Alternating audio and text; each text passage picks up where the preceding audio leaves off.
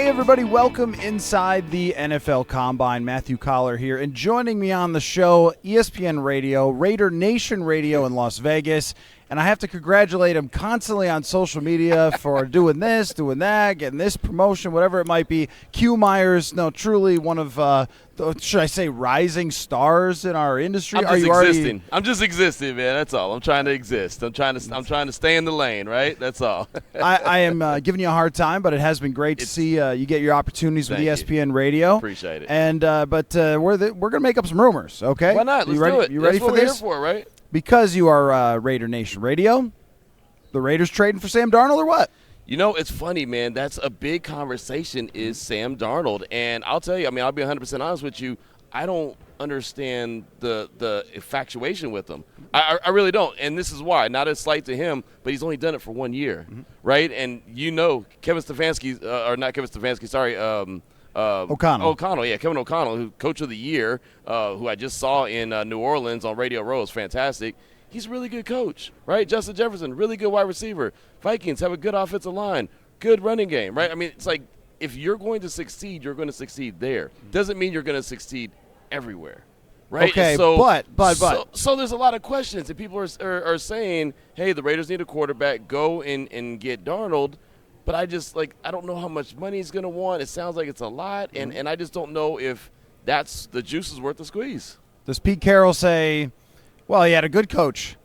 I mean, I can't do that. Chip Kelly's going to be like, well, man, I could never do it. Kevin O'Connell worked for Chip Kelly. I'm sure he's going to say, right. I can do the same thing. Head coaches and offensive coordinators, they're going to think they could get the same thing out of Sam Darnold. But you're saying as a personal concern, you are worried that it was only a one-year wonder with Justin Jefferson and Kevin O'Connell. And the Raiders aren't built like the Vikings are right now, right? I mean, Brock Bowers is fantastic. Running game, non-existent last year. Offensive line, shaky, right? Yeah, Pete Carroll, really good coach, great resume. Chip Kelly just won a national championship at Ohio State. So I get that, but are the situations ideal for Sam, right? And so that's my big question. And so we've had a lot of people that call into the show and, yeah, give it to him. Give him the 4-year deal, whatever the case may be. I just don't want them to make a decision where they go and spend a lot of money on a guy and then he reverts back to who Sam Darnold was before he went to Minnesota and won 14 games. How would you like this, though?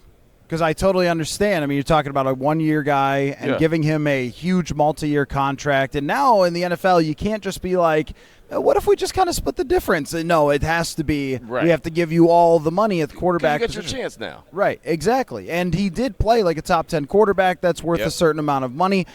But what about this? You look at the Raiders cap situation. We all have overthecap.com. Right. You got the biggest number on the board, my friend. It's up there, yeah. Would they consider trading for Darnold for 2025 on the franchise tag? Because I think what the Vikings want to do here in Indianapolis is to find out in, Prime 47 or wherever they are out in the evening, sort of, Pete Carroll, great to see you again, man. Do you want to trade for Darnold on the franchise tag? Right. Because the Raiders also have draft picks. Yep. So I think you have maybe number, let's say, 68 or something like that early in the third round. Yeah.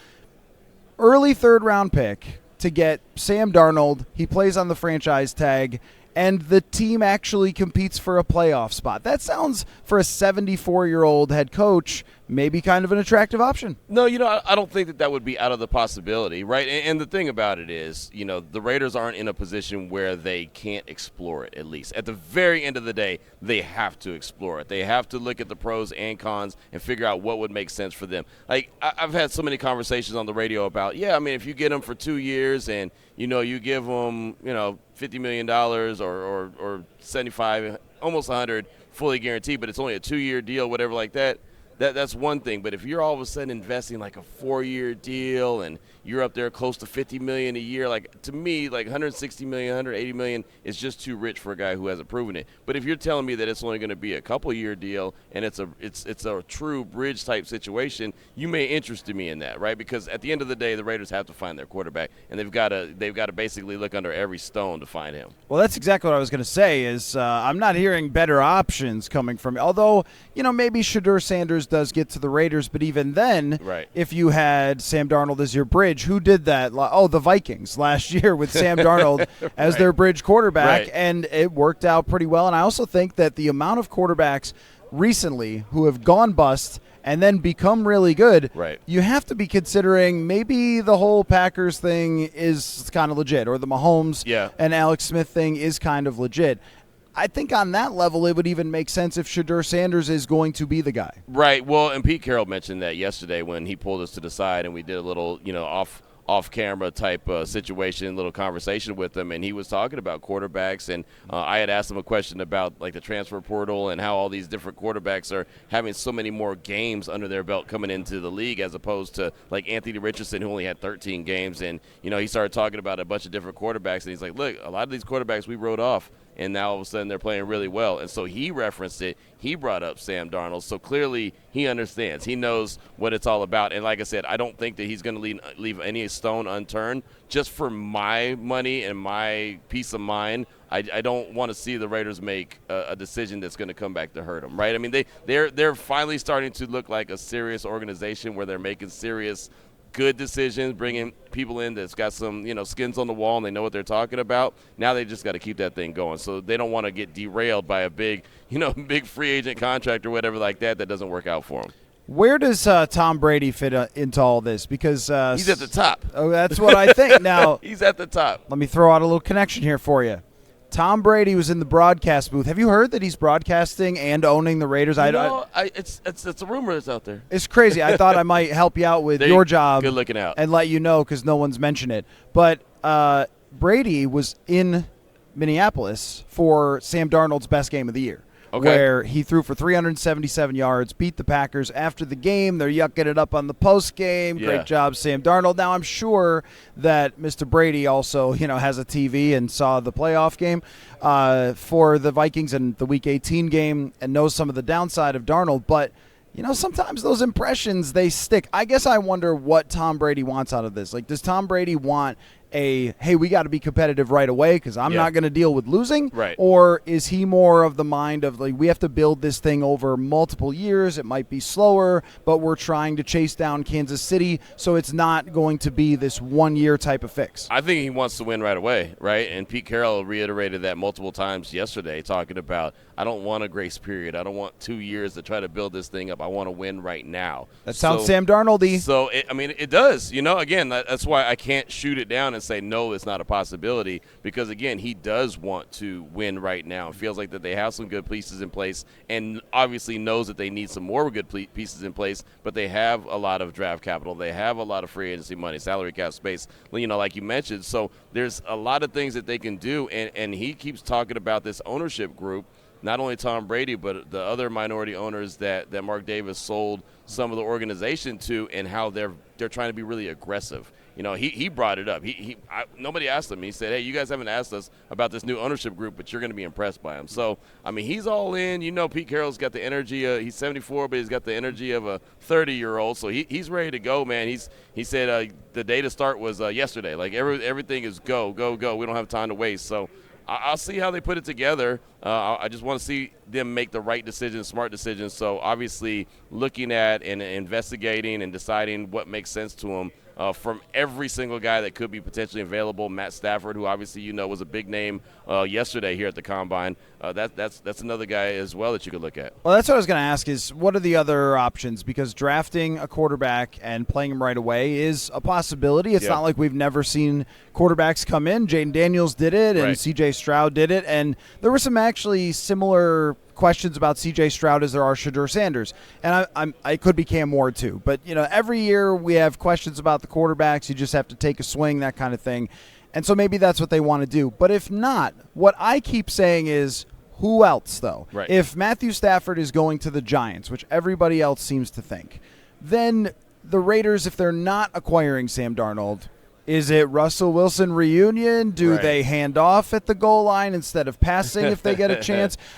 Justin Fields, what's it? The options are just not that exciting. They're not that exciting. They're really not. And I think that's why the Matt Stafford conversation became a real one and was really the biggest subject yesterday here at the Combine was Matt Stafford, Matt Stafford, Matt Stafford. Folks, I'm trying a new thing in order to stop ordering from fast food restaurants all the time with my busy schedule. It's called Tempo Meals. Tempo is a weekly delivery service that delivers chef-crafted meals from a dietitian-approved menu right to your door. Their perfectly portioned lunches and dinners take the guesswork out of eating as well. They're fully prepared, and they can be heated in the microwave in just 3 minutes. I got my first box, and wow. Talk about easy and delicious. I got sweet and tangy chicken, mozzarella marinara chicken, and barbecue chicken. Kind of a trend there, but there's so many more options than that. All of them tasted great for me, were super quick and easy to make. They were my choices out of dozens and dozens that took about 5 clicks to get set up with Tempo Meals. For a limited time, Tempo is offering my listeners 60% off your first box. Just go to tempomeals.com/Purple Insider. That is tempomeals.com/Purple Insider for 60% off your first box. Rules and restrictions apply. I asked multiple people. I said, well, look, the draft isn't that great when it comes to quarterbacks. No one is, just wowed about anybody. And then the free agent market, like you just mentioned, is not very good either. So, the Raiders could look at a Russell Wilson, maybe Justin Fields, maybe. And I think Pittsburgh wants him back. Maybe the Jets want him. There's not really a whole lot to get excited about. So, I think Stafford is a real possibility. I know a couple of my colleagues have been saying that Tom Brady's going to try to, persuade and be very heavily involved in free agency, where he's trying to do basically a recruiting pitch to the Raiders, which he's been doing all along. That's how Ben Johnson even had an interview with the Raiders, right? I mean, obviously they didn't get him, but the fact that they had an interview was all Tom Brady. So it's just interesting, man, to see how they're putting this thing together. But just know that Brady has a huge thumbprint on this team right now. So let's say Tom Brady, let's say he's going for a jog, right? And he throws in his earbuds and he says, I'm going to listen to Q Myers because I'm just lost out here with this quarterback situation. Good luck. I have no idea what to do. What have you been saying is your favorite option for the Raiders? Man, it's really a tough one. I personally think in the draft they need to get Shador. I think that he would do good for the organization because the organization needs to have that guy that has that star power that can attract more of the Raider fans to be at Allegiant Stadium, more Sanders jerseys in the stands, more silver and black jerseys, as opposed to half the stadium being filled with the opposing fans. I mean, when Minnesota came to Allegiant, it was embarrassing, man. I mean, they're doing the pounding of the drums, and all of a sudden you hear Skol. Yeah. Skol, and they're like, okay, let's not do that anymore, right? Like that. I mean, it was a takeover. So that's one element of it. I think he's going to be a really good quarterback. Brady obviously has mentored him as well, so the connections are there. But it's like, who's the guy before him? So, I've thrown out Russell Wilson's name for a short term. I know they have Aiden O'Connell. I'm not really too high on him. But, I mean, if he's just going to be there for a quick minute until Shador's ready to take over. The thing is, like with Pete Carroll, what did they do in Seattle? They had they traded for a quarterback, they signed one in free agency, and they drafted Russell Wilson. Russell Wilson ended up getting the job, but they had 3 quarterbacks that they believed in that they can go out there and let compete. That's what I want to see. I just want to see the Raiders put a competent quarterback room together. O'Connell could be part of it, draft Shador Sanders, and then maybe a Russell Wilson, Justin Fields, something like that. Maybe I can be intrigued by that. Someone threw a scenario at me where the Raiders trade for Stafford and then draft Jalen Milroe to sit behind him for a couple years. I'm not high on Jalen Milroe's arm. I don't think he's a really good quarterback. I think he's a good college quarterback. But, I mean, it's one of these drafts and it's one of these free agent class where there's not a lot of sexy options. Yeah, I watched the Oklahoma game for Don't burn the film. Like, I'm pretty sure that's like a 5th-round pick. I think that's what made him leave college, right? They saw that Alabama's like, hey, dude, you got to go. Right. Can't bring you back. Well, and they also were, I think, trying to have him play like Michael Penix, and those are 2 very different types of quarterbacks. Yes. And it wasn't until halfway through the season where they're like, maybe we should just run with him because he's unbelievable at running the football. Yep. But that's not like a real option. No. Let me try to sell you on Darnold. Let me just give you a shot. Last year, Sam Darnold was thrown into a situation where there was a lot of questions about, they're going to play J.J. McCarthy and whatever. Handled it wonderfully, as far as a person goes. Right. Connected really well with Kevin O'Connell. And I think in the path to getting to 14 wins, I think he understood a lot more about playing the quarterback position than he did before when he was younger in his career. And when you look at the Carolina Panthers and the New York Jets when he was there, I mean, to say that it was rough, no. That I mean, that's like saying the Titanic had a little bumpy ride out there. I mean, had a little leak. We're talking about the worst offensive lines. We're talking about the worst wide receivers, the worst coaching. Right. Have you seen Adam Gase? Where is he? Right. Nowhere. How about Matt Rule? Went back to college. I mean, he had the worst of everything. The Vikings had a good supporting cast. Yeah. Justin Jefferson's incredible. Sure. It wasn't like the Eagles, though. I mean, he had to play that well, and I think he's grown as a quarterback. And even if here's a fun exercise for you to do. Go to Pro Football Reference and just look at his stats since 2022 in Carolina after Matt Rule got fired. Yeah. And then go all the way through his most recent performance when he was in San Francisco briefly. You're going to see a bigger sample size now, maybe 3 years of this guy has been actually a good quarterback.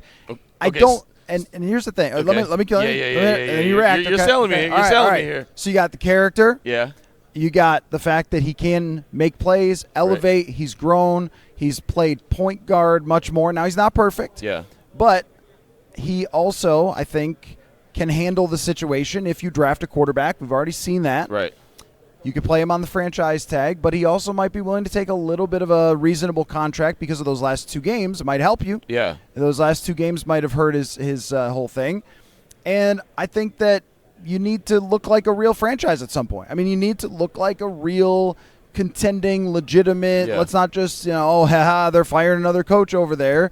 And I think he can get you to at least relevancy, and then it gives you time to grow from there. How does that? Oh, wait, one more. Okay. 3rd-round pick, because that's what they would get as a comp pick. Right. So take a higher 3rd-round pick. You get it today instead of waiting for tomorrow.